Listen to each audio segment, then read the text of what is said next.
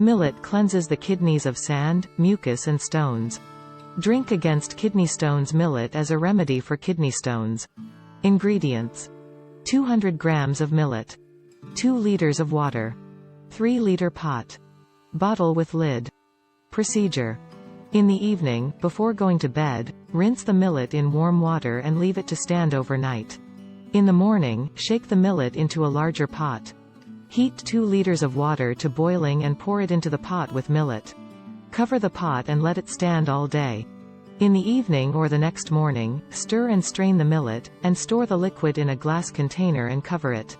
Drink the liquid every day for 10 to 15 days in unlimited quantities, at least a glass a day. Advice: do not throw millet away because it is very healthy and nutritious. Boil a cup of millet and 3 cups of water for about 15 minutes, like semolina, oats or rice, and eat it for breakfast as porridge with honey and dried fruit or grated chocolate.